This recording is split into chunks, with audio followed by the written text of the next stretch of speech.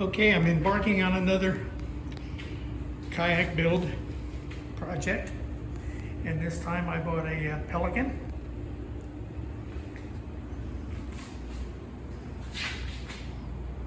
Catch 130H, 13 feet long, so it's a long one. But the ascent was 13.3, so not bad. So today I spent the day stripping it. I bought this without the pedal system. The guy who sold it lost the pedal system in the river and wasn't going to spend the money to have it replaced, so he sold it. Sold the kayak. And I got it for a good price. So today I spent the day stripping stuff off of it that I didn't want. It did have a rudder system. I stripped that all off since I'm going to motorize it. Over there is where the rudder control was. That's where I'll put my speed controller. I also cut in some access holes today so I can access inside the hull for wiring, because I am going to put lights on it and a motor. So cut another hole here. This one wasn't here already, and I have a feeling that leaked, so I'll address that because there was some water in the hull. But I was disappointed to see that Pelican uses a lot of rivets instead of screws. I mean, they do use screws also, but they use a lot of rivets. So a lot of the stuff that I took off, like the rudder raising system, all those guides were riveted. I had to cut the rivets and knock the rivets, cut the rivets.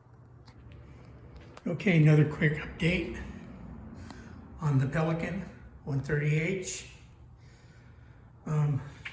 Still waiting for some things, but this is what I got so far.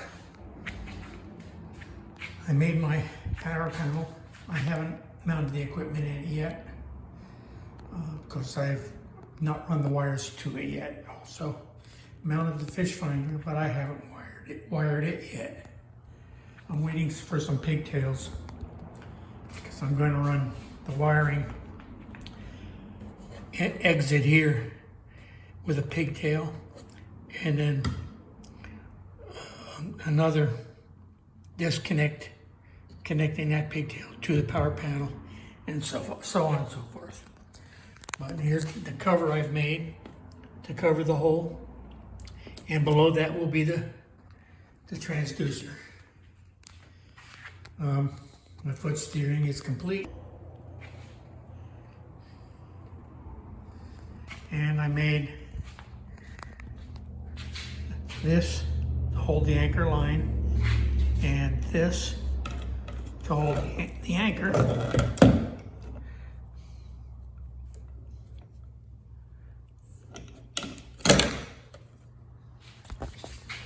So that when it comes time to toss the anchor, you simply just take it out of the holder, throw it overboard, and start paying out line.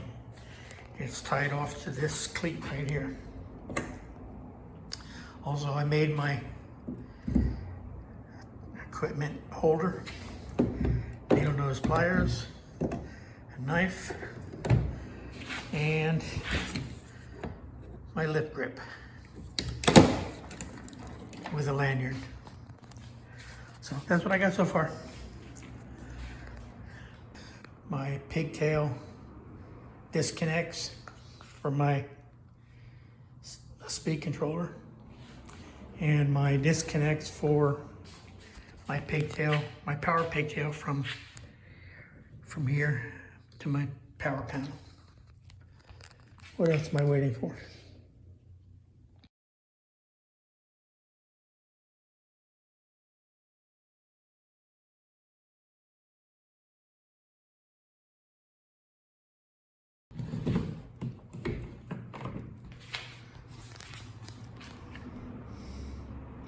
So that's what it looks like when it's up.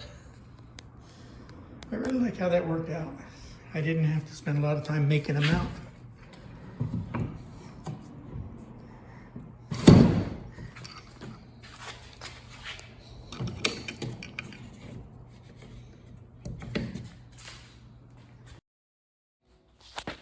All right, this is what the finished product looks like.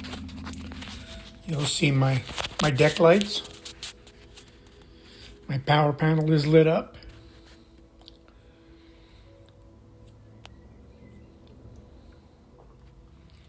My equipment is in it. As you can see, I've got my amp meter on the left, my voltage meter on the right, and the 3 switches controlling the voltmeter, the navigation lights, and the deck lights. My tool tray is complete. My anchor trolley is complete.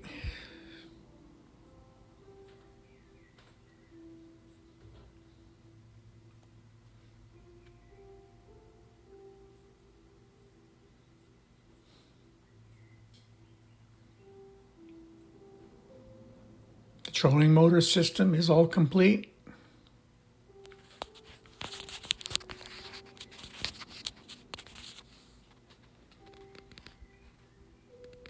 This is my homemade anchor light or stern light. All LED. And I made it with a pin so that it can be removed and plugged into an external power source. So that can be removed if you're not using it, and it won't be in your way.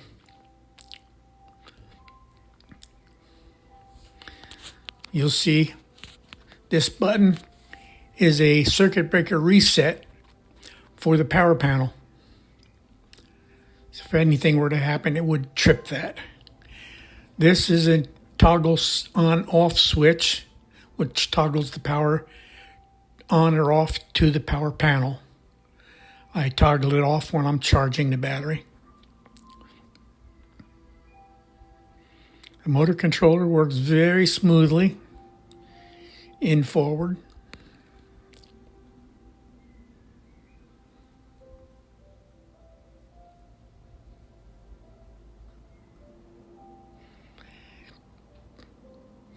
And reverse.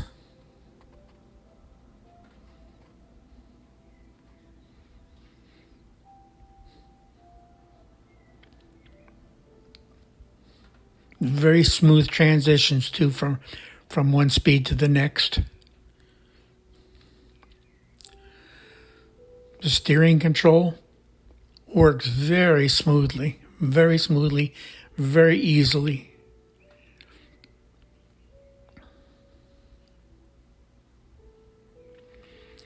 The rest of my navigation lighting. And there's a dry box underneath the seat to store anything that needs to be kept dry.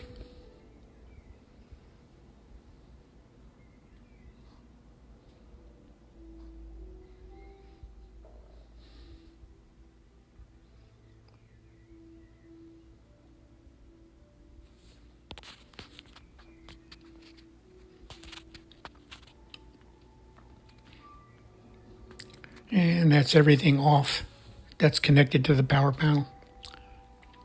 Then I'll switch this toggle switch to the off position, and the battery is ready to charge. I also have a 50 amp disconnect for the trolling motor. Very easy to use. So that's it. That's the rebuild of my Pelican.